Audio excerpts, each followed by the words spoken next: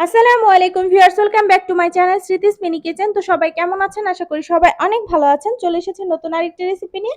আজকের পর্বে দারুণ মজাদার একটি খাবার শেয়ার করছি তো আপনাদের সাথে, খাসির পা দিয়ে নেহারি রান্না। এই নেহারি খেতে কিন্তু খুব ভালো লাগে এবং বাচ্চারা বা বড়রা সবাই খুব বেশি পছন্দ করে। তো চলুন দেখে নেওয়া যাক। তো রান্নাটি শুরু করার জন্য খাসির পা আমি খুব ভালো করে এভাবে কেটে ধুয়ে নিয়েছি। খাসির পায়ের মধ্যে যেহেতু অনেক লোম থাকে, খুব ভালো করে বেছে নিতে হবে। তারপর এখানে আমি দিয়ে দিচ্ছি ১ চা চামচ পরিমাণ জিরে বাটা, ১ চা চামচ পরিমাণ আদা বাটা, ১ চা চামচ পরিমাণ রসুন বাটা। তারপর এখানে দিয়ে দিচ্ছি হলুদ গুঁড়ো ১/২ চা চামচ, ধনে গুঁড়ো ১/২ চা চামচ, মরিচ গুঁড়ো। মশলার মধ্যে এখানে দিয়ে দিচ্ছি লবণ, তারপর এখানে অ্যাড করছি ২টি তেজপাতা, দিয়ে দিচ্ছি এখানে এলাচ, দারচিনি, লবঙ্গ, আর দিয়ে দিচ্ছি এখানে সয়াবিন তেল। তো আমার মশলা দেওয়াটা হয়ে গিয়েছে। আমি খুব হালকা মশলা ইউজ করেছি এখানে। কোনো প্রকার পেঁয়াজ দিইনি। পেঁয়াজ আমি পরে দেব। তারপর খুব ভালো করে এভাবে নেড়েচেড়ে দিচ্ছি। তো বাস খুব ভালো করে নেড়েচেড়ে দেওয়ার পর ঢাকনা দিয়ে ঢেকে দিতে হবে। কিছুক্ষণের মধ্যে হালকা পরিমাণে এরকম দেখা যাবে পানি চলে আসবে। বাস খুব ভালো করে কষাতে হবে। তারপরে আমি আবারও ঢাকনা দিয়ে দিচ্ছি ৫ থেকে ৭ মিনিটের জন্য। বাস আমি ঢাকনাটা খুলে নিচ্ছি এখন।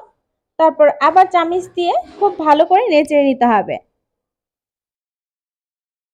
দেখুন কষানোটা অনেকটা পারফেক্ট হয়ে গিয়েছে।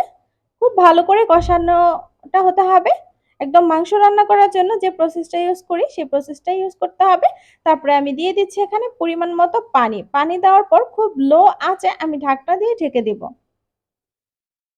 ব্যাস একদম ২০ থেকে ২৫ মিনিট পর চলে এসেছি। লো আঁচে ছিল। রান্নাটা আমার কিন্তু একদম কমপ্লিটলি হয়ে গিয়েছে। ঝোল, ঝোল দেখা গেলেও এই ঝোলটাই খেতে বেশি ভালো লাগে খেতে। ব্যাস আমার রান্নাটা একদম কমপ্লিট হয়ে গিয়েছে। আমি এখন এখানে বাগার দিয়ে দেব। ছোট্ট একটি ফ্রাই প্যানে আমি কিছু পরিমাণ তেল দিয়ে দিচ্ছি। তেলের মধ্যে তারপরে দিয়ে দিচ্ছি এখানে পেঁয়াজ আর রসুন কুচি।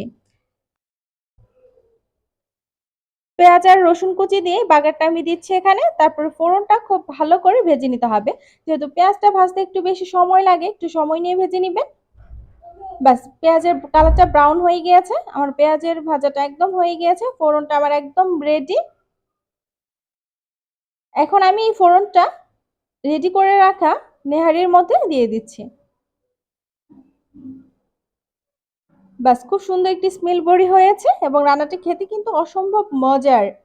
রুটি বা খুব সিম্পল খিচুড়ি দিয়েও খেতে খুবই ভালো লাগে।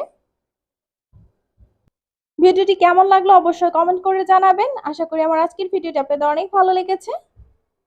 নিত্য নতুন এরকম ভিডিওগুলো পেতে অবশ্যই স্মৃতিস মিনি কিচেন চ্যানেলটা সাবস্ক্রাইব করে লাইক দিয়ে পাশে থাকবেন। আর আপনারা সবাই অনেক অনেক ভালো থাকবেন। আল্লাহ হাফেজ।